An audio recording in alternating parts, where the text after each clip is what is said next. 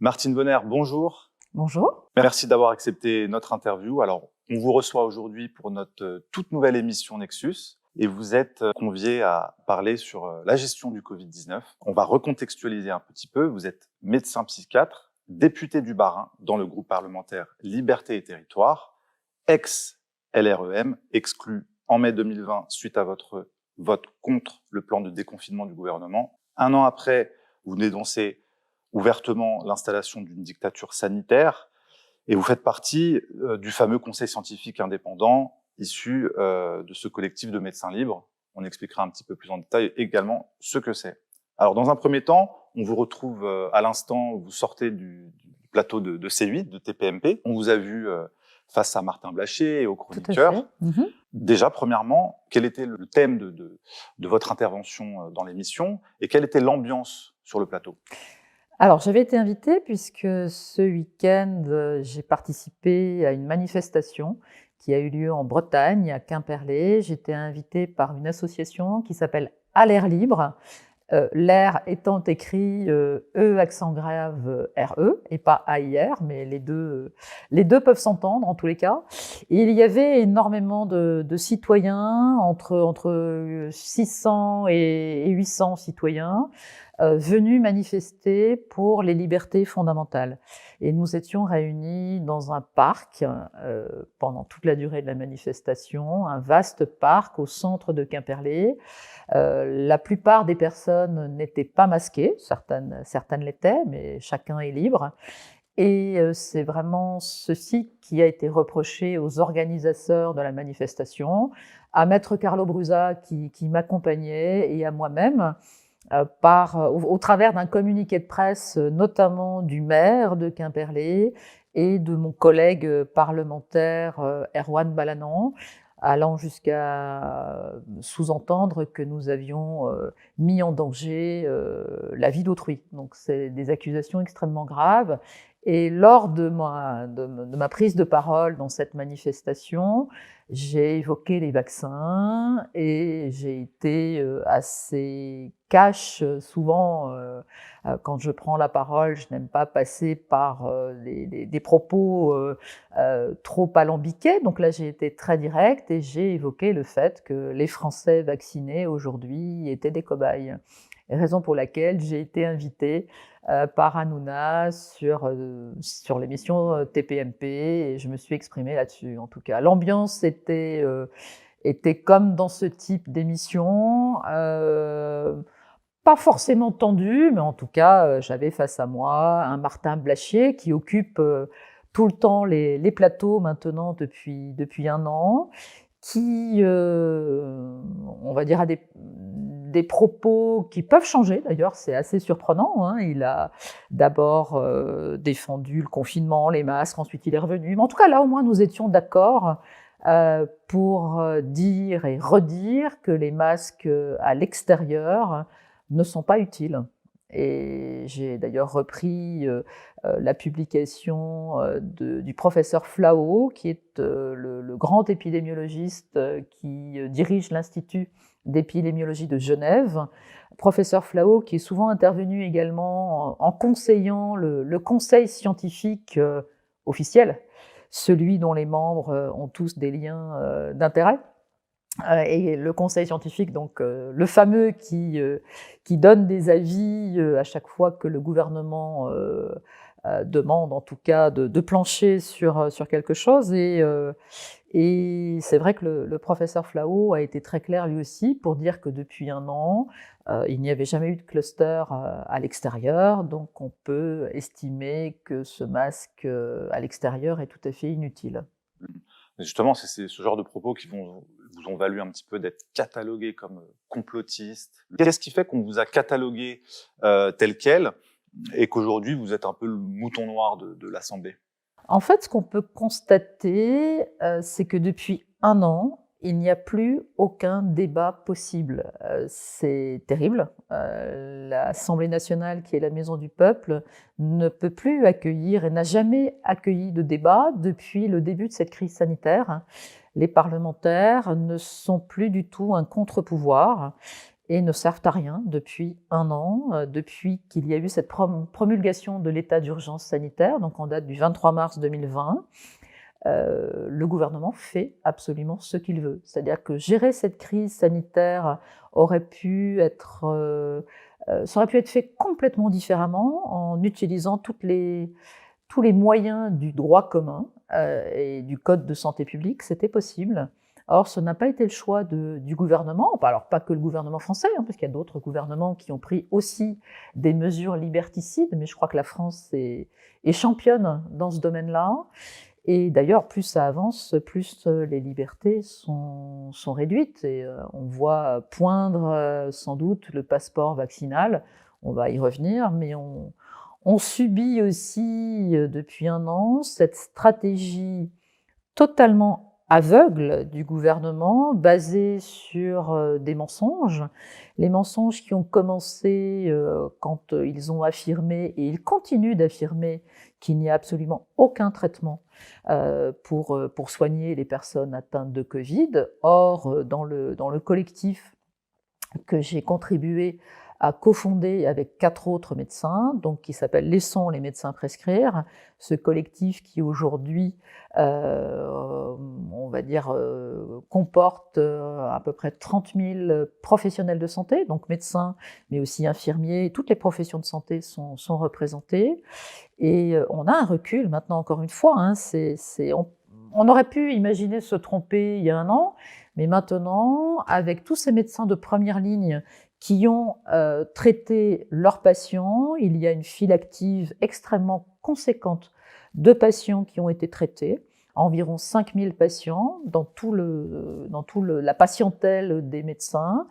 Et les résultats sont tout à fait probants. Donc il y a plusieurs molécules qui fonctionnent très bien, toujours le fameux protocole Raoult, hydroxychloroquine, azithromycine, mais maintenant on sait que l'ivermectine, et on a le recul de différents pays à l'international qui l'ont utilisé, et les médecins en France qui l'utilisent rapportent des résultats extrêmement probants, notamment sur la réduction de mortalité, et sur le fait que ça soigne, que ça évite aux patients d'être hospitalisés, et on sait à quel point les hôpitaux en France continuent à être saturés, n'ont pas suffisamment de moyens.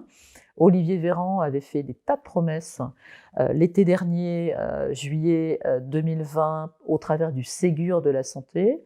Alors il y a eu quelques moyens pour revaloriser notamment le salaire des infirmiers, mais il manque énormément, toujours et encore, de lits. Il n'y a pas suffisamment de lits dans l'hôpital public en France. Un petit chiffre, un rappel, il y a eu 60 000 lits qui ont été supprimés depuis 25 ans, donc bien avant ce gouvernement, mais en tout cas, vu la situation de cette crise sanitaire, rien n'a été fait pour améliorer cela. Et au travers du Ségur, Olivier Véran avait fait pas mal de promesses, notamment de réinstaller environ 10 000 lits supplémentaires. Non seulement ça n'a pas été fait, alors on parle toujours de lits qui peuvent être armés au moment dans certaines régions, s'il y a une recrudescence de Covid. Ça veut dire quoi? Ça veut dire qu'on peut transformer des lits classiques en lits de soins intensifs, de soins continus, ou des lits de soins continus en lits de réanimation. Mais cela ne suffit pas, et non seulement donc il n'y a pas eu d'installation de capacités supplémentaires, d'offres de soins, mais en plus, en Île-de-France, il y a eu encore et encore une réduction des lits. Donc, qu'on ne s'étonne pas qu'il y ait des hôpitaux publics qui aujourd'hui continuent à être saturés. C'est pas tant les patients où il y aurait encore beaucoup plus de patients Covid, mais c'est surtout que l'offre de soins n'est pas suffisante. Et si on ne traite pas tout de suite précocement, ce qui aujourd'hui a toujours et encore de l'intérêt, puisque on peut mettre en parallèle la stratégie vaccinale qui marche à rythme très forcé, puisque on installe en France des vaccinodromes un peu partout. Les élus locaux ont mis à disposition des salles pour que la vaccination puisse même se faire tard le soir ou les week-ends. Mais cette possibilité qui est offerte aux Français comme le seul Graal et la seule survie possible par rapport à cette pandémie et surtout pour mettre fin à cette épidémie est complètement aberrante parce que il y a encore l'épidémie qui court et on vaccine à marche forcée en pleine épidémie. Donc là, on sait déjà que ça pose problème, hein. On n'a jamais vacciné de cette façon-là à l'échelle de la planète. Autant de populations en même temps, en pleine épidémie. On remarque aussi, malheureusement, que dans les pays qui ont vacciné bien avant, qui ont commencé avant la France et qui ont un taux de couverture vaccinale qui est plus importante qu'en France, on remarque qu'il y a même certains pays qui doivent reconfiner. Je vais citer la Hongrie, je vais citer le Chili, ce qui est particulièrement étonnant, mais cette pression vaccinale est telle qu'il y a une sélection de variants qui peuvent entraîner des formes plus graves ou même des formes Covid chez des patients plus jeunes. Et tout cela est inquiétant. Donc cette vaccination doit pouvoir être proposée aux citoyens qui souhaitent être vaccinés. Il faut que ces personnes, et je regrette qu'en France, les citoyens ne soient pas suffisamment éclairés sur la réalité de ce qu'on appelle vaccins, mais qui sont quand même des outils nouveaux pour lesquels on n'a pas suffisamment de recul, où il y a du matériel génétiquement modifié. Et ce que je reproche, et c'est vrai qu'à Quimperlé, notamment en Bretagne, j'ai utilisé des mots très forts en disant que les Français étaient des cobayes. Mais actuellement, on utilise ces vaccins alors qu'il n'y a pas eu ce moment de ce qu'on appelle toujours l'évaluation bénéfice-risque. Et il me semble qu'on peut dire qu'on fait porter certains risques aux citoyens, alors que, je le rappelle, en termes de létalité, elle est très très faible pour la population de personnes âgées de moins de 70 ans. Il y a eu une légère surmortalité chez les personnes âgées, chez les personnes en situation de vulnérabilité. Donc là, c'est un fait. Ce vaccin a été présenté notamment par le ministre de la Santé comme protégeant des formes graves. Or, on a aussi entendu, et j'ai été particulièrement choquée de lire dans le mémoire du ministre de la Santé. Souvenez-vous, il y a eu ce monsieur de 83 ans qui, après avoir eu ces deux doses de vaccin Pfizer, je crois, a déposé un référé liberté devant le Conseil d'État, demandant d'être libéré de toutes les contraintes, ce qui était logique, hein, du masque, de pouvoir circuler comme il voulait.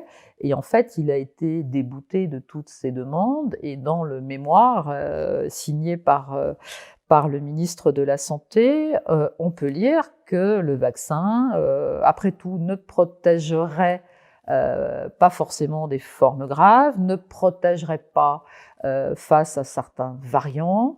Alors aujourd'hui, on parle du variant brésilien, du variant sud-africain, etc. Donc on ne sait pas comment les vaccins vont pouvoir protéger de ces variants et ne protégeraient pas non plus de la contamination entre les individus. Donc, à quoi servent ces vaccins, encore une fois, donc Pfizer, Moderna avec de l'ARN messager. On va peut-être s'arrêter quelques secondes sur AstraZeneca parce que qui utilise un adénovirus, et Johnson & Johnson. Manifestement, ce sont des vaccins qui posent tout de suite problème. AstraZeneca a été suspendu dans plus de 10 pays en Europe. Et le Danemark, alors ça avait été suspendu aussi en France. L'Agence européenne du médicament, après 48 heures, a donné de nouveau le feu vert en France. Alors je ne sais absolument pas sur quelle base et sur quels critères, parce qu'on sait qu'il y a des patients qui ont présenté des thromboses graves. Il y a eu quelques décès. Et depuis hier, le Danemark refuse totalement de remettre en circulation AstraZeneca. Johnson & Johnson, qui est le vaccin prometteur qui devait permettre de consolider la logistique pour que l'ensemble des Français soient vaccinés avant l'été. Ben, on se rend compte aujourd'hui que Johnson & Johnson a déjà été suspendu, notamment aux États-Unis. Donc, quid de ces vaccins expérimentaux qui sont encore en phase 3, qui n'ont qu'une autorisation de mise sur le marché conditionnelle. Et c'est véritablement problématique. C'est la première fois que ça arrive comme ça, qu'on utilise des substances, des molécules, alors qu'on n'a pas éprouvé suffisamment, ni sur le modèle animal, et qu'on n'a aucune idée des effets secondaires à moyen terme ou à long terme. Justement, c'est quoi cette fameuse phase 3 ? Alors, vous savez que quand on met des médicaments sur le marché, il y a différentes phases. Il y a d'abord la phase de laboratoire, après il y a la phase d'essai sur les animaux, après il y a des phases d'essai chez des volontaires sains, et c'est là qu'on observe à ce moment-là s'il y a des effets secondaires, et là on est en plein dans cette phase 3, qui va durer alors pour certains vaccins jusqu'en 2022, pour d'autres jusqu'en 2023. Et là, avant d'avoir la phase 4 réellement, et la mise sur le marché. Et là, on a des décès, on n'a jamais eu autant d'effets secondaires graves. Il y a environ pour chacun des vaccins plus de 20% d'effets secondaires graves, avec pour chacun des vaccins des décès. Et je suis très étonnée qu'on continue à vacciner à cette vitesse sans prendre le temps d'analyser tous ces effets secondaires. Alors on bricole, j'ai le sentiment qu'on bricole, le gouvernement donne l'impression de bricoler puisqu'il change, on va dire, les indications par rapport à l'âge. De temps en temps c'est avant 55 ans, après c'est après 55 ans. Et là, ce qui est particulièrement choquant, c'est que pour les personnes qui ont eu la première vaccination avec AstraZeneca, certaines n'auront pas le droit d'avoir une deuxième injection AstraZeneca parce que l'âge ne correspond plus. Et on leur laisse même entendre qu'ils pourront choisir entre Pfizer et Moderna. Donc en plus, là, non seulement le vaccin va changer, mais on va passer d'un adénovirus à un ARN messager. J'ai l'impression qu'on joue vraiment aux apprentis sorciers. Et surtout, on avance un peu à l'aveugle avec ces vaccins qui ne sont pas, encore une fois, suffisamment éprouvés en population générale, mais surtout, on n'informe pas suffisamment les citoyens, et il me semble qu'ils n'y vont pas en ayant été suffisamment éclairés, parce que s'ils avaient toutes ces informations, je ne suis pas sûre qu'ils se précipiteraient à ce point vers la vaccination. Alors, est-ce que vous diriez que vous avez plusieurs appuis ou beaucoup d'appuis au sein de votre groupe ou du Parlement concernant ces questions ? Ah non, j'ai absolument aucun appui. C'est-à-dire que réellement, je suis vraiment très seule sur cette question spécifique, parce que tous les groupes politiques, de l'extrême gauche à l'extrême droite, tous les groupes politiques en fait réclament à chaque fois auprès du gouvernement une accélération de la vaccination. C'est vrai que la France n'a jamais été championne de la logistique, et là aussi, dans ce domaine-là, elle fait preuve vraiment d'une désorganisation. Donc là, le ministre se félicite de tous ces vaccinodromes qui se mettent en place. Je trouve ça d'ailleurs assez choquant, puisque beaucoup de professionnels de santé se mettent à disposition pour vacciner à la chaîne, avec des primes, parce qu'il y a aussi un accompagnement. On a lu quelques articles qui font quand même un peu scandale. Je crois que des médecins peuvent se faire jusqu'à 3 000 € la journée en vaccinant de façon rapide, et beaucoup plus rapide dans des vaccinodromes que dans leur cabinet. Mais je suis choquée, parce qu'on n'est pas dans ce dialogue, et même s'il s'agit que d'un vaccin, c'est pas forcément une consultation très approfondie, mais il faut quand même poser des tas de questions à son patient, à la personne qu'on a devant soi, avant de vacciner.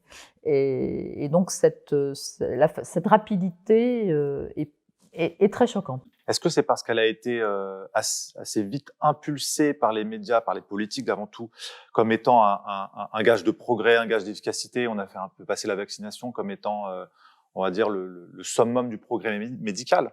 On est presque face quotidiennement à les Jeux olympiques de la vaccination, c'est-à-dire qu'il y a les premiers, les deuxièmes, les troisièmes. Alors il y a une course, il y a une course folle entre les différents pays, mais ce qui est terrible, c'est que tous les Français, enfin une grande partie des Français, continuent encore de croire qu'ils vont mourir du Covid et que dès qu'ils franchissent le pas de la porte de chez eux, ils prennent des risques. Donc cette peur qui a été inculquée dès le début à tous les Français de façon très provocatrice, je rappelle que je crois que c'est ce que le gouvernement a réussi à bien faire depuis 1 an, c'est-à-dire vraiment à terroriser la population. Et plutôt que de présenter les vrais chiffres, alors peut-être que en fait tous les chiffres qui sont présentés sont vrais. Il ne faudrait pas que je dise que ces chiffres sont faux, mais on fait croire aux Français quand on parle de 20 000 par jour. Voilà, les Français continuent à croire que c'est 20 000 personnes qui sont malades. Or, pas du tout. Ce sont que des tests. C'est des tests positifs avec des gens qui ne sont pas forcément malades, ou même la plupart du temps, qui ne sont pas malades. Ces fameux tests PCR, d'ailleurs, qui coûtent très très cher. Oui. 20 millions d'euros par jour. Par jour. C'est terrible. Oui. On peut faire tester autant de fois qu'on veut. Tout à fait. Sans limite. Je ne sais pas d'ailleurs si c'est une question, vous nous le direz, qui a été posée à l'hémicycle, mais est-ce qu'il y a un seuil d'amplification qui a été fixé par l'État, puisque tous les laboratoires sont assez libres pour fixer leur propre seuil d'amplification, ce qui veut dire qu'en fait, à chaque test, on peut trouver ou non du matériel génétique Bien sûr. associé au virus. Donc en fait, on peut trouver un bout de virus mort il y a quelques mois. Ah, complètement. Même peut-être même l'année précédente. En tous les cas, ces tests qui ne devraient pas être réalisés avec un seuil d'amplification au-delà de 30, 31, 32, souvent sont réalisés jusqu'à des cycles d'amplification de plus de 40.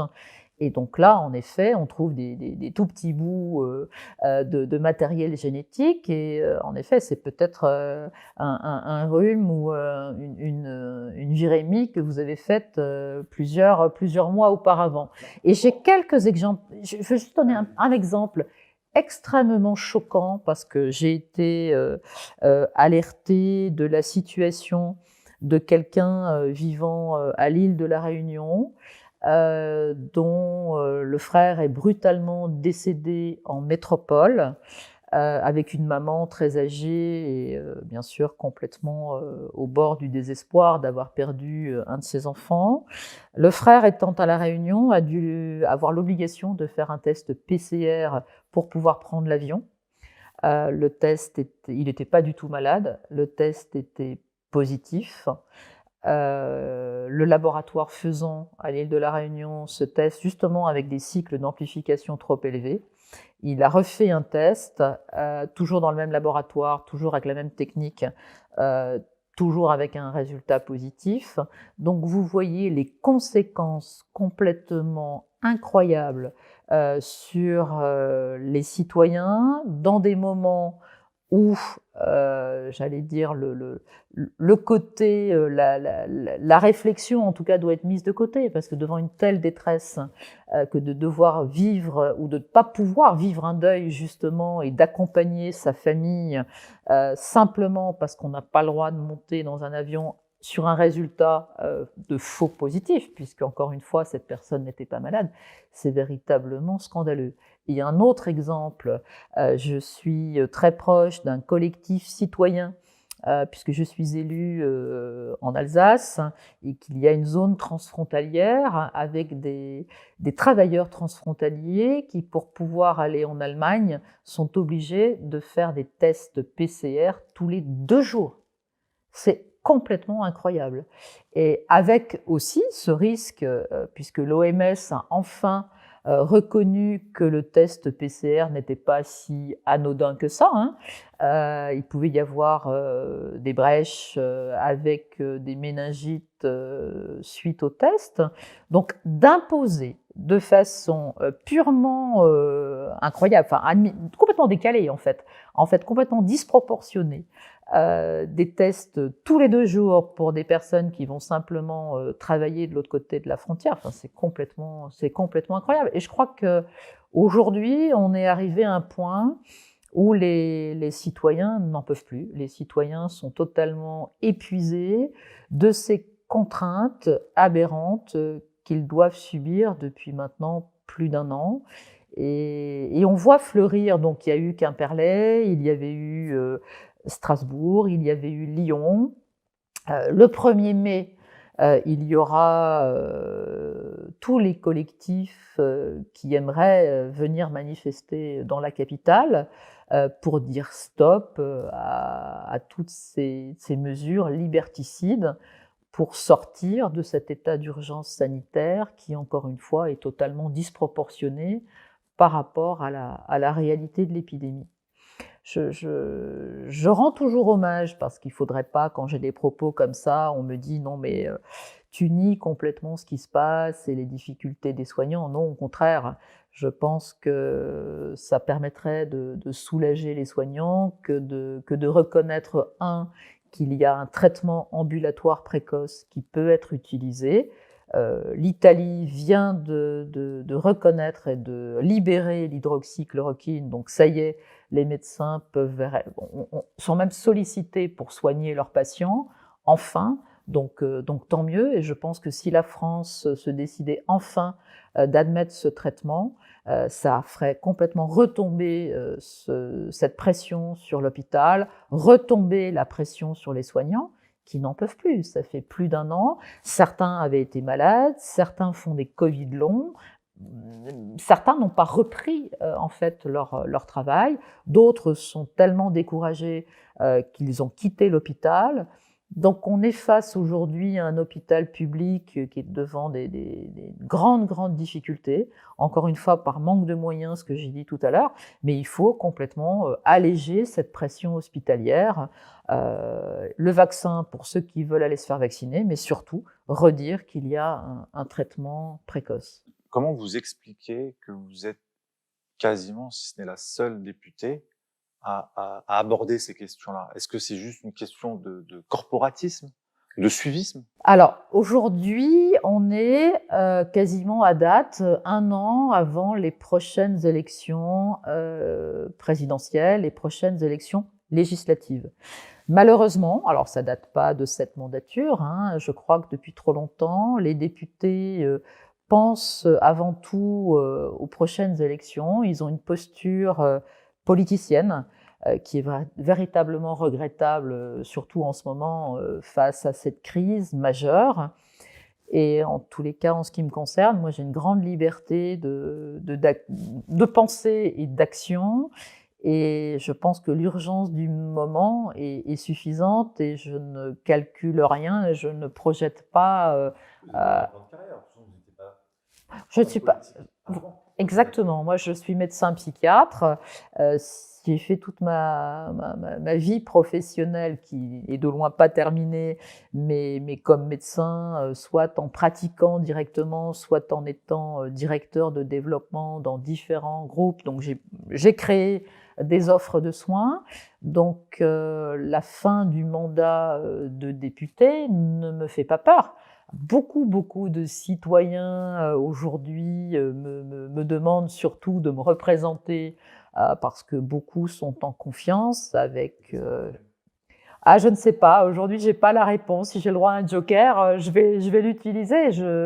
C'est vrai qu'aujourd'hui, vraiment, je me pose pas la question parce qu'à chaque jour suffit sa peine et que là, le combat est majeur. On n'a jamais été dans cette situation-là. Je suis fondamentalement accrochée à cet envie de liberté, et peut-être parce que ma famille, j'ai une partie de ma famille, voilà, je suis petite fille d'immigrés polonais, parce que dans l'est de la France, toute une partie de ma famille a été déportée dans des camps, non pas des camps de concentration, mais des camps de travail. Et ça marque profondément, et je sais à quel point les résistants se sont battus pour qu'on ait toutes ces libertés. Donc vraiment, j'ai pas le droit de lâcher quoi que ce soit. Et peut-être que j'ai à la fois en effet cette liberté, j'ai cette compréhension de médecin. J'étais, de toute façon, vous l'avez redit tout à l'heure, j'étais plus en phase depuis pas mal de temps avec, et d'ailleurs assez vite, avec ce groupe majoritaire. J'ai cru dans ce projet présidentiel qui me paraissait assez équilibré entre une économie forte et puis ne pas laisser tomber le social. Je me suis rendu compte très très vite qu'en fait on avançait vers de l'ultralibéralisme et que toute la partie sociale était complètement négligée. Ce qui avait fait que très rapidement, j'étais pas, enfin, en tout cas pour plein de textes, j'avais pas voté comme la doxa de la majorité souhaitait que je vote. Vous avez été exclu. Il y a d'autres députés de la majorité qui sont partis. Ça fait combien à peu près de députés qui ont quitté le LREM? Oh, ça fait pas tant que ça quand même, je sais pas, peut-être une grosse vingtaine, entre 20 et 30, mais en fait, certains ont quitté La République En Marche pour rejoindre le MoDem, donc c'est exactement pareil. Ils sont restés dans la Alors, il y a majorité. quelque chose que je comprends pas, c'est que on s'attendait avec ce groupe de La République En Marche, avec ces nouvelles têtes, parce que principalement c'est des gens qui n'avaient pas fait carrière en politique, qui n'ont pas fait forcément les grandes écoles, qui sortent pas de l'ENA et autres. Et finalement, on se rend compte qu'ils agissent de la même façon que dans la vieille politique. Ils suivent leur groupe, ils suivent la majorité, ils suivent le parti présidentiel jusqu'au bout. Est-ce qu'il y a des pressions qui viennent d'en haut pour les obliger à agir, à adopter certains éléments de langage ou pas? Oui, la réponse est oui. Oui, il y a des pressions, il y a des intimidations. Enfin moi je me souviens très bien, quand j'étais encore dans la majorité, il y a tous ces fameux éléments de langage. Si on est face aux médias, voilà ce qu'on a le droit de dire ou pas dire.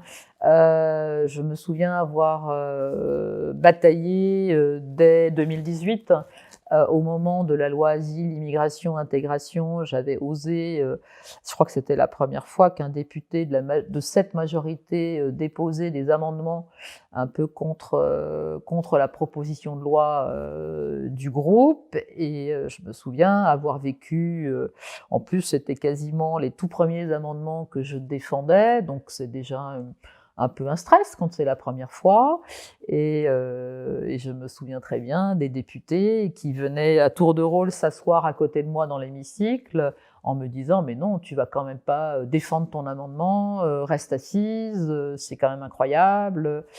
Et alors, bon, je crois que fondamentalement, je suis un peu rebelle. Fondamentalement, surtout, personne ne peut m'imposer, en tout cas, une façon ni de penser ni d'agir.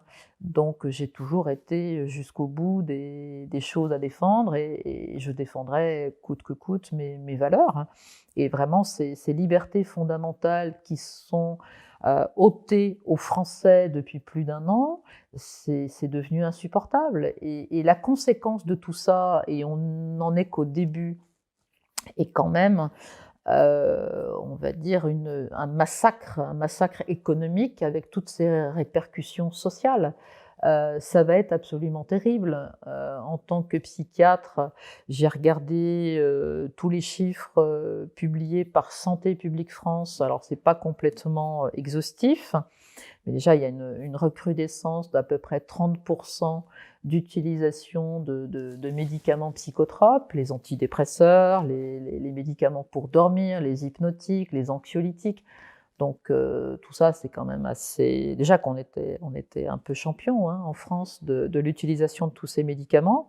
Mais en dehors de ça, il y a des tentatives de suicide, il y a des suicides réussis, il y a des alertes auprès dans le monde étudiant. Il y a beaucoup d'étudiants qui ont décroché tellement ils sont mal sur le plan psychique. L'alerte aussi chez les enfants, des enfants, des tout petits qui parlent de mort, des gamins qui tentent de mettre fin à leur jour. C'est la première fois qu'on voit ça. Et je crois vraiment qu'il faut se rendre compte qu'on est qu'au début. Les répercussions économiques, certes, le gouvernement, là aujourd'hui, on en est à cette troisième phase de reconfinement, un peu curieux, un peu bizarre ce reconfinement, mais il coûte quand même aux Français quelque chose comme 360 millions d'euros par jour. Et on sait que depuis 1 an, la gestion de cette crise, c'est environ 430 milliards. Donc c'est des chiffres qui deviennent tellement impressionnants qu'on ne voit même pas à quoi ce que ça veut dire. Enfin, c'est très compliqué de se représenter 430 milliards. Par contre, ce qui n'est pas compliqué, c'est quand on se promène dans les cœurs de ville et qu'on voit tous ces magasins où c'est écrit liquidation, toutes ces entreprises, et j'en ai quelques-unes déjà sur mon territoire alsacien, où on sait que il y a des licenciements à la clé. Donc, quel va être l'avenir de toute cette population qui va se retrouver au chômage? On a une explosion de la pauvreté. On a déjà plus de 10 millions de pauvres en France. Et on sait qu'on va avoir 1 ou 2 millions de pauvres supplémentaires assez rapidement, sachant que plus de 50% de ces personnes qui vivent sous le seuil de la pauvreté sont des jeunes de moins de 30 ans. Donc il faut trouver, et puis c'est pas simplement ce qui a été fait pour les étudiants, de balancer un chèque pour qu'ils aillent voir 3 fois un psychologue. C'est pas ça qui les aide à survivre. Il faut absolument, il y a une véritable urgence que de réouvrir toutes les universités, de réouvrir les écoles, d'arrêter de faire subir aux enfants ce port du masque obligatoire. Ça aussi, c'est tout à fait inadapté. D'ailleurs, bon, l'Alsace, c'est pas tellement loin de l'Allemagne, et on vient d'avoir le retour d'un jugement qui a été effectué en Allemagne avec une obligation de libérer justement les enfants de toutes ces contraintes. Tant mieux, j'espère que ça va pouvoir faire jurisprudence en France, même si c'est pas la même façon d'agir au niveau de la justice, mais il faut vraiment que notamment, moi je travaille beaucoup avec Réaction 19 et avec Maître Carlo Brusa. Il a déposé plusieurs plaintes. Il y a eu la plainte contre le Remdesivir, il y a eu la plainte contre les vaccins. Il fait beaucoup d'actions justement vis-à-vis du port du masque obligatoire pour les enfants, et j'espère véritablement que toutes ces plaintes vont aboutir, parce qu'il faut réussir à rééquilibrer et à redonner du souffle aux Français qui ne respirent plus au sens propre et au sens figuré. Ça paraît invraisemblable que vous puissiez nous dire tout ça. D'ailleurs, c'est des informations que l'on a pu relayer, qui sont sourcées, qui sont vérifiables, et qu'aucun de vos collègues ne le fasse. Bon, on a un petit peu compris, il y a des pressions qui s'exercent d'en haut. Justement, je voulais revenir sur cet en haut, puisque on a appris il y a quelques semaines que pratiquement, ou peut-être toutes ces décisions sont prises dans un obscur conseil de défense. Est-ce que vous pouvez nous redire un petit peu qu'est-ce que c'est que ce conseil de défense? Alors en effet, on repositionne le cadre de cet état d'urgence sanitaire, donc plus de débat, parce qu'à chaque fois qu'on voit défiler, il y avait eu Édouard Philippe en 2020, maintenant plusieurs fois Castex qui vient devant les parlementaires, quelque part presque pour se donner bonne conscience, parce que la grand-messe, même si elle est suivie d'un vote, ce vote ne sert strictement à rien. parce que ils utilisent un mécanisme qui est l'article 50-1, qui fait que même si 100% des parlementaires, sénateurs et députés votaient contre, de toute façon, l'exécutif fait ce qu'il veut. Donc, on a déjà ce dysfonctionnement total de la vie parlementaire, qui n'est encore une fois plus du tout un contre-pouvoir, mais aussi on a cet exécutif qui ne fonctionne pas de façon normale par le biais d'un conseil des ministres classique, mais par le biais d'un conseil de défense dont on ne sait pas, en fin de compte, ce qui s'y passe. On ne sait pas quels sont les membres exacts qui sont dans ce conseil de défense. Et puis, ce qui en ressort, c'est simplement ce qu'on veut bien nous en dire, et c'est une façon de garder peut-être secrète, en tout cas pas du tout transparente, encore une fois pour les citoyens, pour les Français, des décisions qui sont prises. On a aussi alors les décisions qui sont souvent, ou en tout cas qui tentent d'être éclairées par ce fameux conseil scientifique, qu'on entend un peu moins en ce moment, même s'il y a eu un avis sur est-ce que ces prochaines élections départementales et régionales vont pouvoir se tenir. D'ailleurs, on a voté hier le maintien des élections régionales et départementales. Je rappelle qu'elles devaient avoir lieu en mars, qu'elles ont été repoussées en juin. Là, elles ont été maintenues en juin, mais repoussées d'1 semaine. L'élément avancé par le Premier ministre étant qu'1 semaine supplémentaire permettrait de vacciner quasiment, je crois qu'il a dit 2 millions de la population supplémentaire en 1 semaine. Enfin bon, moi ça m'a paru complètement déconnecté là aussi de la réalité.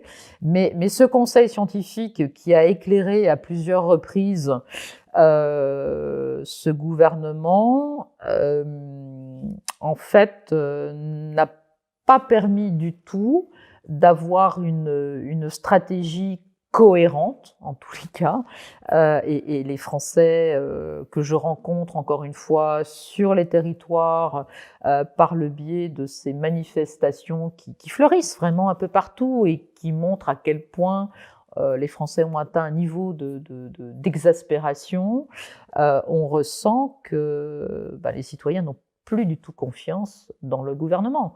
Encore une fois, cette stratégie du mensonge, je parlais tout à l'heure des chiffres qui ne sont pas qui sont pas faux, mais qui ne veulent rien dire parce qu'on change en permanence on va dire les indicateurs. Donc tout le monde, enfin en tout cas les Français sont perdus, et ça a contribué à jeter le flou et à alimenter cette hypnose collective, parce qu'il s'agit de ça, cet entretien de cette politique par la peur a complètement hypnotisé les Français, ouais, je crois. Et alors, ceux qui sont dans les manifestations, c'est peut-être 10% de la population qui sont éveillés. Ils sont arrivés à saturation totale. Et je ne sais pas comment va se dérouler ce printemps et cet été. Et je crains malheureusement que aussi cette fuite vers un endettement profond de la France commence à inquiéter terriblement et soit le déclencheur et la bascule vers des mouvements de rue que j'espère on arrivera à éviter. Mais en tout cas, je suis bien sûr pas du tout. Enfin, je prône toujours la non-violence. C'est important que les Français puissent s'exprimer et puissent revendiquer par le biais de manifestations. C'est à peu près les seules choses qu'ils ont encore le droit de faire, manifester. Mais il faut vraiment que le gouvernement entende que ça suffit. Que les Français vont très très mal. Ce n'est pas les seuls, puisqu'il y a d'autres pays en Europe qui ont appliqué la même stratégie. On voit aussi que les points communs, ce sont toutes ces sociétés privées, je vais citer McKinsey, qui conseillent beaucoup de gouvernements et qui leur demandent d'appliquer la même stratégie sans aucune mesure. Et peut-être ce qui permettrait de remettre d'une certaine façon la France sur les rails, c'est de pouvoir trouver des lieux d'expression, ou en tout cas des espaces d'expression citoyenne, puisque cette notion même on a vu, de débat démocratique n'existe plus.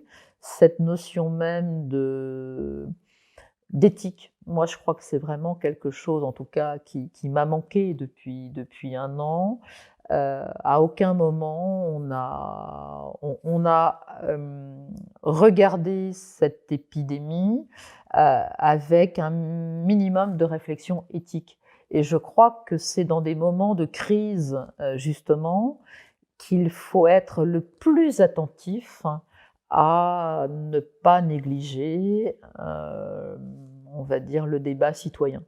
Et là, on l'a empêché, ce débat, à la fois citoyen, parlementaire, mais après tout, nous ne sommes là que pour porter la parole des citoyens.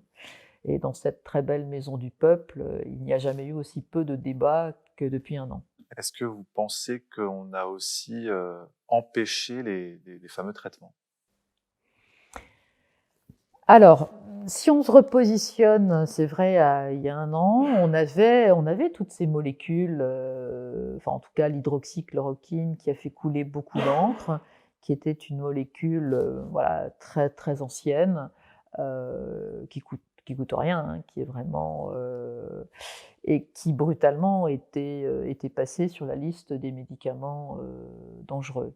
Et c'est vrai que pour l'ensemble des médecins libéraux, je crois que les hospitaliers, eux, ils voyaient ces vagues de patients qui arrivaient, donc ils n'ont pas pu peut-être prendre le temps de la réflexion, mais les médecins libéraux qui ont été complètement mis de côté, eux ont bien compris qu'on a empêché, en effet, qu'on a empêché de soigner.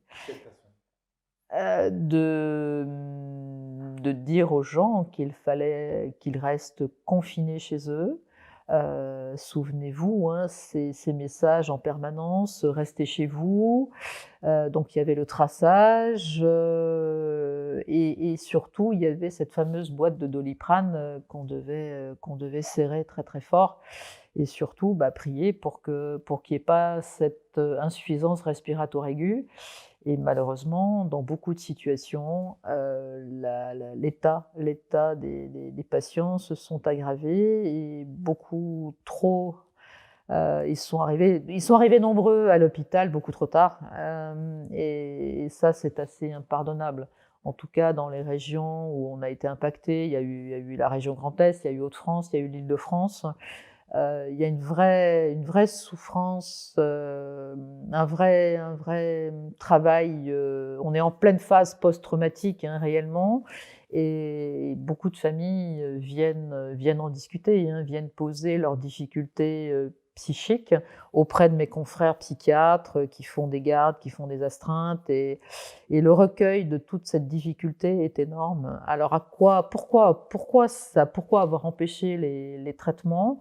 Je me pose encore la question, si ce n'est que Big Pharma ne s'est jamais porté aussi bien au niveau de la bourse, au niveau des résultats en milliards. Et c'est triste que d'imaginer qu'on a pu empêcher des traitements simplement parce qu'on savait qu'on allait mettre sur le marché des millions et des millions de doses vaccinales. C'est terrible. Des gros labos pharmaceutiques sur l'État? En fait, l'État est accompagné en permanence par des lobbyistes, hein, qui, je pense, c'est presque à se demander s'ils n'ont pas leur bureau à l'Élysée. Mais on a vu aussi comment ça s'est passé l'été dernier au niveau du Parlement européen. Les députés européens ont quand même voté tous ces échanges, en tout cas cette libéralisation et cette mise sur le marché de tous ces vaccins, quasiment sans aucun contrôle, puisqu'on n'a toujours pas pu retrouver d'ailleurs tous les contrats, c'était aussi donc la première fois où les vaccins ont été mis sur le marché de façon si précoce en phase 3, donc en autorisation conditionnelle, et surtout sans aucun contrôle d'une certaine façon des prix, donc une vraie libéralisation de ces vaccins, sans qu'on ait réellement le contenu même de ces vaccins dans le détail. Donc on a parlé tout à l'heure du fait qu'il y a des organismes génétiquement modifiés, mais il y a plein d'autres choses. J'ai parlé de cochonnerie, ça m'a été reproché, mais je crois que vraiment, je crois que c'est la première fois qu'il y a des choses, il y a des cellules d'embryons humains, il y a des choses vraiment tout à fait innovantes, et c'est bien la première fois. Et aussi avec un environnement juridique un peu particulier, puisque les laboratoires ont réussi à se dédouaner de toute responsabilité, que les professionnels de santé qui vaccinent, là aussi, en fait, ne seront pas vraisemblablement ou ne peuvent pas vraisemblablement être tenus pour responsables, puisqu'il y a un déport, l'État a dit je prends la responsabilité, mais ce n'est pas, en tout cas, si des patients, si des familles venaient à porter plainte, en fait, c'est la fameuse ONIAM, donc c'est une caisse un peu particulière qui compense ou qui peut compenser les préjudices, mais ce n'est pas la responsabilité individuelle, par exemple, des médecins. Donc on voit que tout un système s'est mis en place pour que les responsabilités soient diluées, et que surtout les laboratoires pharmaceutiques puissent allègrement poursuivre leurs bénéfices financiers et ne pas emporter la lourde responsabilité, et puisqu'on sait que certaines personnes ont perdu la vie, ce qui est quand même absolument dramatique, parce que si on situe l'intérêt d'un vaccin qui est de protéger des gens sains en bonne forme d'une maladie, si le vaccin tue, c'est inacceptable, c'est totalement inacceptable. On a un vaccin dont on ne connaît pas les ingrédients exacts, d'ailleurs des laboratoires qui en plus ne sont pas juridiquement responsables, si j'ai bien compris, des médecins qui sont également exemptés de responsabilité juridique, et au final aussi des contrats passés avec l'Union européenne qui sont complètement caviardés. On a fait l'interview de Michel Rivasi, qui est eurodéputé, et qui nous confirmait qu'effectivement une page sur deux est caviardée. Tout à fait. Toutes les informations importantes sont tenues au secret. Donc on a vraiment clairement une opacité la plus totale. Mais pour revenir au traitement, on a l'impression que on a les informations. Alors on veut continuer de nous dire que ça ne fonctionne pas, que l'hydroxychloroquine associée à l'azithromycine n'a pas fait preuve d'efficacité. Mais par contre, on a les informations que des députés ont été soignés par cette bithérapie. D'ailleurs, il y en a qui se sont révélés, qui l'ont admis. Il y a des politiques qui l'ont admis. Christian Estrosi, Valérie Boyer, qui est sénatrice, Estrosi, maire de Nice. Est-ce que vous avez eu, vous, écho d'autres personnalités politiques qui se sont soignées? Alors, d'autres personnalités politiques, je ne sais pas. Non, très directement, je ne sais pas. En tous les cas, bon nombre de patients, oui. Bon nombre de confrères, oui. Ça, de façon très évidente. Et surtout, pour sortir, on va dire, de quelque chose qui ne serait pas très scientifique et avec quelques personnes chez qui ça aurait marché, quand on regarde maintenant l'incroyable liste de toutes les études qui ont été menées depuis 1 an, et je crois que le professeur Raoult a fait encore une intervention tout à fait récente pour donner aujourd'hui les résultats sur sa file active complète de patients qui atteint quasiment 3000 patients soignés. Il a toujours autant de résultats aujourd'hui sur les formes même de variants de la Covid. C'est ça qui est important aussi à bien faire comprendre aux Français, c'est que tous ces traitements, toujours les mêmes, enrichis, notamment tout à l'heure, je citais l'ivermectine, fonctionnent sur tous les variants, contrairement au vaccin. Donc, c'est vrai que c'est absolument incroyable, mais on sent bien là cette logique du tout bénéfice vaccinal d'un côté, avec l'enrichissement parce qu'il va y avoir des millions de doses vendues, et ces molécules qui coûtent rien, qui coûtent rien. Confiance à ces traitements si demain vous aviez le Covid? Ah, complètement. D'ailleurs, je fais tout le temps l'aller-retour entre l'Alsace et Paris, et dans ma petite valise, j'ai ce qu'il faut, au cas où. J'ai ce qu'il faut au cas où, donc oui, et aussi en prévention, parce que on sait très bien, et d'ailleurs l'Académie de médecine l'avait dit, on peut prévenir aussi, il faut renforcer son immunité par la vitamine D, par le zinc.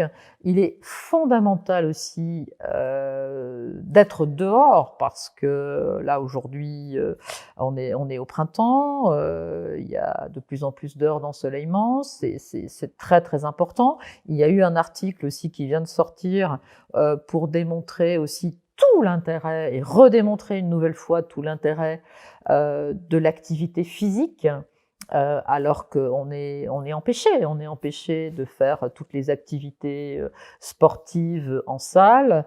Les enfants sont contraints la plupart du temps de faire du sport à l'école avec les masques, ce qui est complètement là aussi incroyable.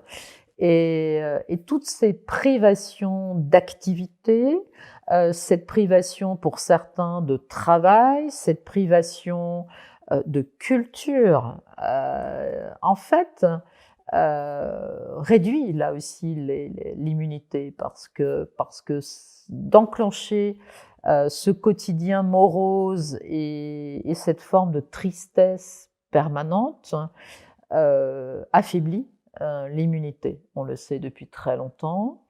Et là, en fait, tout est fait. On a véritablement l'impression que tout est fait pour maltraiter les Français, et pas du tout.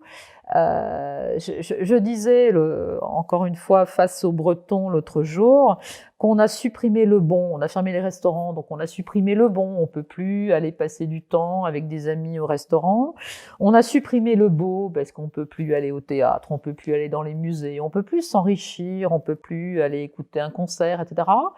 Et puis on a supprimé surtout toute la bienveillance.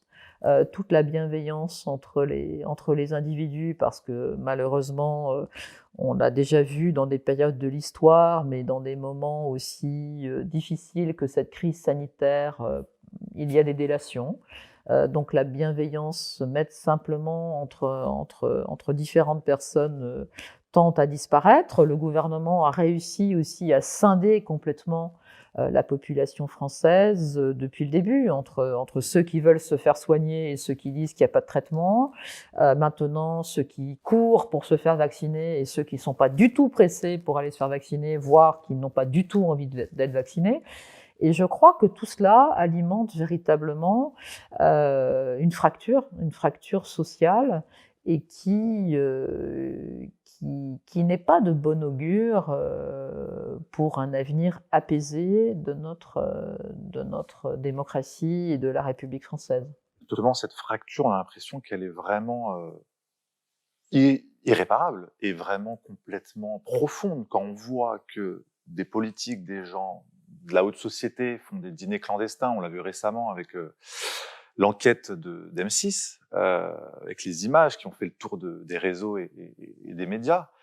On voit qu'il y a une impunité totale, presque. On s'imagine que s'il y a eu ces images, il doit y avoir d'autres dîners clandestins. À côté de cela, les Français qui respectent le confinement, les gestes barrières, qui en plus ne peuvent pas du tout se rendre à ces dîners clandestins, parce qu'il faut y être coopté. On reparlait encore des traitements. On a eu, nous, des témoignages off, mais il y a eu ces politiques dont on a parlé tout à l'heure, qui se soignent. On a l'impression qu'il y a deux France. La France des privilégiés, qui sortent, qui mangent, qui vont dans des restaurants clandestins, qui se soignent lorsqu'ils doivent se soigner et qui ont accès au professeur Raoult directement, ce qui n'est pas le cas de tous les Français. On avait encore Philippe de Villiers qui disait il y a quelques jours dans une interview, je crois que c'était BFM TV, qu'il avait été soigné par le professeur Raoult. Tout cela nous donne une impression d'une caste qui vit au-dessus des règles. Alors, je crois que c'est pas nouveau. Je crois que c'est pas nouveau qu'il y ait une France des privilégiés, et peut-être c'est ce que depuis trop longtemps on reprochait d'ailleurs aux élus qui étaient considérés comme ayant, comme s'engageant en politique, et certains d'ailleurs de collègues parlementaires ont à leur actif 3, 4, 5, 6, 7 mandats. Hein. Donc certains ont fait toute une carrière politique. Et cet a priori très fort qu'on tenait à ce mandat électif pour pouvoir bénéficier de privilèges, Macron avait promis que c'était fini. D'ailleurs, une des premières lois que nous avons votées, et que là j'ai voté, j'étais très fière de l'avoir votée, c'était justement tout cet équilibre on va dire de la vie publique, qui supprimait la retraite des parlementaires avec tous ses privilèges, qui supprimait la réserve parlementaire. Alors ça, je me souviens très bien, déjà le début, là, j'étais pas tout à fait d'accord, parce que je trouvais important qu'il y ait une véritable discussion avec les citoyens sur un territoire pour savoir ce que devait devenir cette réserve parlementaire. Et je trouvais que ça avait du sens, notamment pour aider des associations, etc. Enfin bon, bref. Mais cette transparence de la vie politique était un engagement très fort. C'était en bonne place dans le projet du président, et ça a été le premier texte que nous avons voté.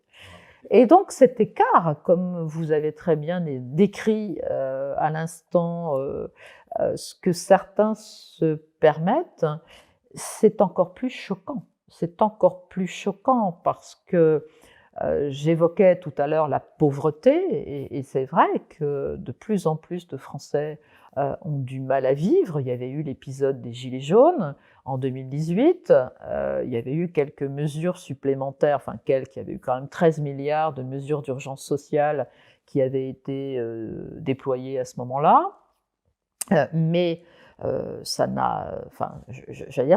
peut plus tenir, les citoyens n'en peuvent plus de cette poignée de personnes qui se permettent beaucoup de choses, pour ne pas dire tout, avec une arrogance. Je crois que c'est ça qui jette peut-être encore plus d'huile sur le feu. C'est cette arrogance permanente, c'est cette suffisance permanente du gouvernement vis-à-vis des Français. Et ça, c'est totalement insupportable. Et je crois que les Français sont vraiment prêts à dire stop. Justement, vous, une façon de dire stop, récemment, ça a été de participer, de faire partie de cette fameuse coordination santé libre, qui a fait couler un petit peu d'encre, voire beaucoup, dans les colonnes de Libération. Vous nous direz, si vous voulez, un petit peu ce qu'il en est advenu. Et justement, pourquoi vous avez décidé de participer à ce collectif, et qu'est-ce qu'il entreprend depuis plusieurs semaines? Alors, le collectif, il y a deux parties. Il y a la partie qui, en effet, nous a été reprochée. Je crois qu'on a même été, puisqu'on a mis à disposition, en tout cas, plusieurs protocoles thérapeutiques. On a été, on nous a même traité, oui, de criminels, je crois, de criminels. Les mots étaient absolument déplacés, etc. Bon, je rappelle qu'en effet, dans le cadre d'un manifeste et de beaucoup de médecins qui se sont identifiés France entière, donc les citoyens peuvent retrouver sur le manifeste des libertés et sur le site de la coordination santé libre et sur le site de Laissons les médecins prescrire, en fait, une liste de médecins qui se sont identifiés par département et qui acceptent de soigner. Bien sûr, il n'est pas du tout question que les personnes fassent de l'automédication, ça il n'en est pas question, parce que de toute façon ce sont des molécules qu'on ne trouve que sur ordonnance, et il faut absolument que le médecin ait pu examiner, faire un véritable examen clinique de la personne avant de prescrire. Je recontextualise un tout petit peu, puisque vous aviez fait une conférence Tout à avec fait. le docteur Violaine Guérin, il y avait aussi le professeur Perron qui était là, il y avait des membres de Réinfo Covid, il y avait plusieurs médecins qui Tout étaient à là, fait. qui participaient à ce collectif, hein, qui avait rediffusé en live, et Nexus avait également rediffusé les images donc de cette conférence, et avait partagé leurs documents de travail où ils référençaient les différents traitements sur lesquels ils avaient Tout à des fait. retours cliniques Tout à fait. assez d'efficacité, et puis ils mettaient, on va dire, leur retour de praticien sur les Tout à fait. posologies, voilà. Et en fait, ça avait été repris dans un dossier de Libération qui a fait la une sur cette conférence, en titrant les covidosceptiques pour vous faire passer Voilà, pour tout à fait. des charlatans, on va dire ça comme Tout ça, à et fait, puis oui. même limite faire passer ça comme quelque chose de criminel. Donc c'est bien que vous précisiez que c'était pas destiné au grand public pour faire de l'automédication, mais que c'était un document de travail de Bien sûr, professionnels bien de sûr. santé. Et dont on sait que ça fonctionne, encore une fois, hein. C'est la pratique clinique. Dans votre retour de terrain, en tout cas ceux de Tout à vos fait. collègues qui l'ont Tout à fait, utilisé. tout à fait. C'est vrai que moi, en tant que psychiatre, je ne prescris pas ce type de molécules, mais tous les professionnels médecins qui participent aux différents collectifs et qui sont coordonnés sous cette nomination de coordination santé libre ont démontré que ces protocoles fonctionnaient. Donc en effet, nous les avons mis à disposition des citoyens sur le site web, et certains, et ça fonctionne, donc certains accèdent directement aux médecins qui se sont identifiés, d'autres chargent les différents protocoles et vont avec les protocoles discuter avec leur médecin en disant bah, écoutez, moi j'aimerais pouvoir bénéficier, enfin bien sûr si l'état de santé le nécessite et si la personne présente un Covid. Et à côté de ça, donc ce qui est quand même et là les retours de terrain sont énormes parce que je reçois parfois des messages vraiment de l'autre bout de la France en disant bah, écoutez merci, grâce à votre collectif, mes parents ont été guéris en 72 heures, grâce à votre collectif on a pu aider une cousine, une voisine, enfin bon c'est assez remarquable, et les retours sont positifs, et là on sent en fait, combien aujourd'hui les patients sont perdus, sont complètement paumés, parce que pour peu qu'ils regardent un peu la télé et ils entendent depuis plus d'1 an qu'il n'y a pas de traitement, il n'y a que les vaccins. Donc là, de savoir qu'ils peuvent quand même bénéficier de quelque chose qui fonctionne, les rassure énormément. Et puis tout à l'heure, je parlais de l'intérêt de l'activité physique.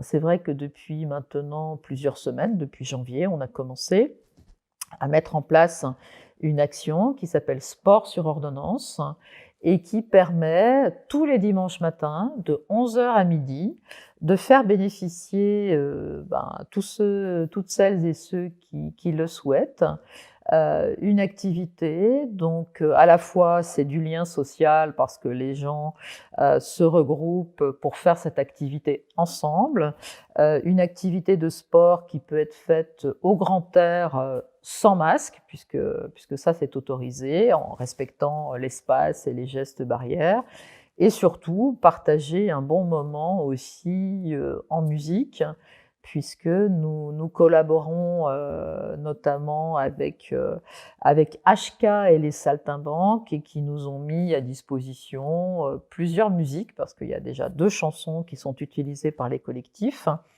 totalement libres de droit, et ce collectif de médecins s'est rapproché aussi d'un collectif d'artistes qui s'appelle Amis Entends-tu. Et c'est vrai qu'ils animent, eux d'ailleurs, tous les dimanches, place de la République à Paris, cette activité sport-santé sur ordonnance. Donc l'idée est vraiment d'avoir un temps où les personnes se font du bien à la fois à la tête et au physique, mais aussi avoir des professionnels de santé qui peuvent être présents et répondre à toutes les questions que les citoyens se posent, donc avant ou après le moment de sport. Et on a commencé, il n'y avait que 3 endroits en France, et maintenant il y a vraiment une liste très fournie. Je crois qu'il y a quasiment une cinquantaine de lieux en France où cette activité a lieu. Et tout ça, vous trouvez sur le site de Laissons les médecins prescrire, donc site qui est stopcovid19.today, et vous avez l'onglet sport sur ordonnance. Donc là aussi, les citoyens peuvent trouver l'endroit où aller pour... alors non pas pour faire du sport, parce que ça c'est pas autorisé, mais pour faire une manifestation revendicative. Donc faire du sport, mais en même temps dire ras-le-bol des privations de liberté. Donc ils ont le droit de revendiquer en plus. Est-ce que vous connaissez précisément le taux de mortalité du Covid-19 en France? Alors le taux de mortalité, en tout cas pour les personnes de moins de 70 ans, c'est inférieur à 0,5%. Et donc il y avait eu une toute petite légère surmortalité pour les personnes très âgées, au-delà de 80 ans, mais surmortalité qui était, on entend toujours ce chiffre de plus de 100 000 patients qui sont morts. Alors là aussi, en cumulé depuis le début, c'est pas faux. On n'a absolument pas la preuve que ça soit 100 000 morts de Covid. Ce sont des personnes qui sont décédées avec la Covid. Est-ce que ça vous surprend que l'on continue ce Oui, compteur? oui, c'est très surprenant parce que tout à l'heure, je parlais de ces indicateurs qui changent en permanence. C'est extrêmement surprenant parce que habituellement, on fait un reset avant l'hiver. On sait très bien que les épidémies virales commencent en général vers le mois de novembre-décembre. Donc on fait un reset, on remet les compteurs à zéro en début d'hiver. Ça n'a pas été fait cette année. Alors qu'en fait, c'est ça qui est complètement étonnant. Donc on continue à cumuler les décès depuis le début, depuis mars 2020, donc ce qui donne une impression d'un nombre incroyable de personnes décédées en France, alors que si on avait fait le reset à zéro, enfin, je veux dire, ça serait quasiment comme les autres années. Donc on continue à cumuler ça. Ce n'est pas faute de l'avoir dit à la Direction générale de la santé et en audition en commission des affaires sociales à l'Assemblée nationale. Monsieur Salomon m'a dit qu'il allait faire remonter ça, mais ça n'a pas changé. Donc j'imagine qu'il n'est pas intervenu.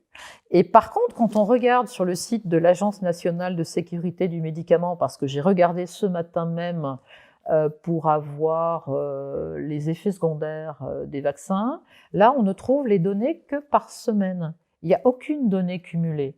Donc, 2 poids, 2 mesures. Raison pour laquelle j'ai fait, en tout cas, plusieurs mises en demeure. En tant que parlementaire, j'ai mis en demeure le ministre de la Santé, les agences régionales de santé, sur 2 choses, à la fois l'urgence de stopper certains vaccins, mais aussi l'urgence de mettre à disposition certaines molécules pour soigner, pour arrêter cette stratégie qui est terriblement mortifère. C'était le 24 mars. Qu'est-ce que vous avez eu comme retour? Aucun. Absolument aucun. Et notamment par rapport à la vaccination par AstraZeneca, pour ne pas le nommer, étant donné que le Danemark a décidé d'arrêter définitivement, je vais relancer la mise en demeure parce que je ne vois pas pourquoi l'État français ferait prendre des risques à sa population. Est-ce que vous pensez qu'on est face à un prochain scandale comme celui du sang contaminé ou même de Tchernobyl? Je le crains parce qu'il y avait eu le sang contaminé, il y avait eu le Mediator, il y a eu le Levothyrox, il y a eu tous ces scandales absolument énormes. Mais je crois que là, dans cette situation, depuis 1 an, cette incurie atteint une forme de paroxysme. Et malheureusement, je pense pouvoir dire que c'est un véritable scandale sanitaire, oui, et que nous sommes je crois que la Covid n'est qu'un chiffon rouge, et que les gouvernants, utilisent cette épidémie, heu, dans un but, qui n'est sans doute pas très louable que de modifier une partie de la société et notamment, une partie économique. Et je crois, bon, j'avais relu la stratégie du choc de Naomi Klein et on sait très bien que c'est dans des moments, un peu incroyables de crise, des moments, que ça soit des tremblements de terre, que ça soit, des inondations, que ça soit des épidémies. Elle prenait aussi exemple dans son livre, Le 11 septembre, les tours jumelles, et ça a permis de modifier profondément, à certains endroits, tout le fonctionnement de la société. Et là, très clairement, moi je comprends pas cette espèce de folie, dépensière avec toutes les conséquences économiques, qu'il va y avoir. Et est-ce qu'il n'y a pas là un ajustement qui est en train de se faire, sur le plan,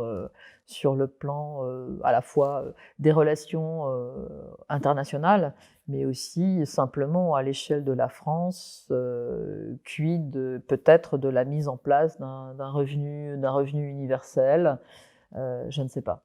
Je ne sais pas, mais je me pose beaucoup de questions. Est-ce que le Covid, c'est l'alibi parfait pour l'avènement d'une société technosanitaire? C'est possible, hein. C'est vrai qu'il y a toute on va dire ce monde du numérique qui se met en place, y compris dans le monde de la santé. Ce que je reproche, c'est profondément, c'est qu'on ait à ce point, imposé une médecine d'État en mettant de côté, les praticiens et les cliniciens. Et on voit aussi aujourd'hui dans les études de médecine, les jeunes n'ont plus cette pratique, clinique et se réfugient beaucoup derrière la technicité. Et je crois que dans tous les domaines, on avance à grands pas vers ça. On a le déploiement du numérique, le déploiement de la 5G et toute cette société, je ne suis pas sûre d'ailleurs que les Français désirent cette société. Je pense qu'il serait important de leur poser la question parce qu'il y a. Moi, je suis pas forcément. Enfin, je suis pas contre la 5G, mais il faudrait pouvoir en discuter. Il faudrait pouvoir, Vous serez favorable réellement. à un référendum sur la 5G?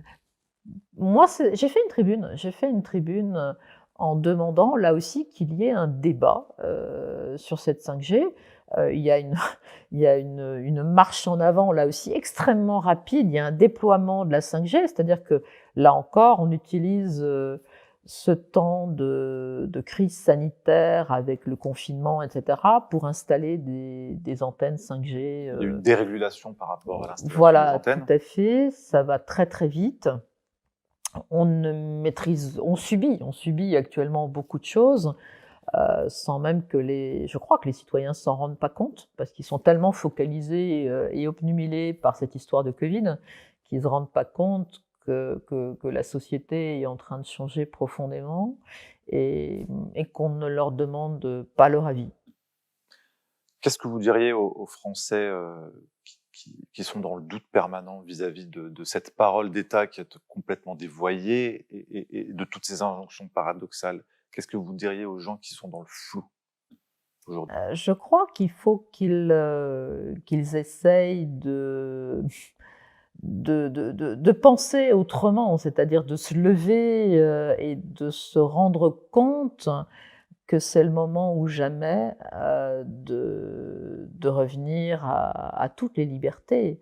Et peut-être que si je devais, je ne sais pas si on est en train de conclure, mais en tout cas si je devais conclure sur quelque chose, c'est que les libertés perdues sont toujours extrêmement compliquées et difficiles à retrouver. Et je crois que depuis un an, on en a déjà perdu beaucoup trop. Et il faudrait que, peut-être que ça serait un très bon, projet pour un candidat au présidentiel que de faire cette promesse, que de rendre toutes les libertés, absolument toutes les libertés, perdues depuis 2017. Parce qu'avant la crise Covid, il y avait eu cet état d'urgence vis-à-vis du terrorisme, et je crois qu'on doit véritablement repenser la France différemment, repenser notre 5e République différemment, et libérer les Français de toutes ces contraintes. Est-ce que, pour finir, petite, petite phrase de conclusion, est-ce que l'on est, d'après vous, d'après notre échange, d'après tout ce que vous voyez maintenant depuis plus d'1 an et puis depuis votre début de mandat, en 2017, est-ce que l'on est toujours en démocratie? Non, non, nous ne sommes plus. Depuis 1 an, depuis l'état d'urgence, nous ne sommes plus en démocratie. Et je crains, puisque l'état d'urgence aujourd'hui a été voté jusqu'au 1er juin 2021, les prochaines échéances électorales auront lieu fin juin, et pour qu'elles se passent comme le gouvernement souhaite qu'elles se passent, il faut absolument que l'état d'urgence soit prolongé. Et je n'ai qu'une seule crainte, c'est que cet état d'urgence soit rentré définitivement dans le droit commun, ce qui enterrerait définitivement la démocratie. Simplement comprendre qu'est-ce qui change, qu'est-ce que cela changerait que ça rentre dans le droit commun? Bah, ça change, ça, en fait, ça voudrait dire que le gouvernement fait ce qu'il veut jusqu'à la nuit des temps, sans le Parlement, et donc de façon extrêmement dictatoriale. Le président et le gouvernement que lui a désigné, parce qu'en fait, le président a une forme de légitimité puisqu'il a été élu. Le gouvernement, lui, n'est que désigné par le président, et ce gouvernement aurait définitivement tous les pouvoirs sans aucun contre-pouvoir. Et je crois que c'est pas imaginable en France. On est le pays des Lumières, on est le pays, nous étions le pays des libertés, de l'égalité, de la fraternité. On n'a pas du tout évoqué, je crois que j'ai évoqué simplement ce principe de passeport vert, mais si demain on va vers cette discrimination totale avec un passeport sanitaire, on va faire des sous-citoyens qui n'auront plus les mêmes droits que les autres, et c'est inacceptable. C'est-à-dire un nouveau laissez-passer pour les citoyens, c'est ça? Pour pouvoir se déplacer? Bah, c'est ce qui est prévu, c'est ce qui est déjà un petit peu, en tout cas c'est ce que l'Europe est en train d'imaginer. En effet, de légitimer une libre circulation à une forme d'immunité. En tout cas, il faut prouver son immunité, soit peut-être par un test négatif, soit par une sérologie démontrant qu'on a des anticorps, soit simplement en montrant qu'on a été vacciné. Et on ne va pas redire combien ces vaccins ne sont pas fiables, et notamment qu'on ne sait pas du tout s'ils créent une immunité. Donc ça, en effet, ça serait une dérive à la fois totalitaire et discriminatoire que je n'admets pas. Martine Auder, merci beaucoup pour cet entretien Merci. et à bientôt. Au revoir.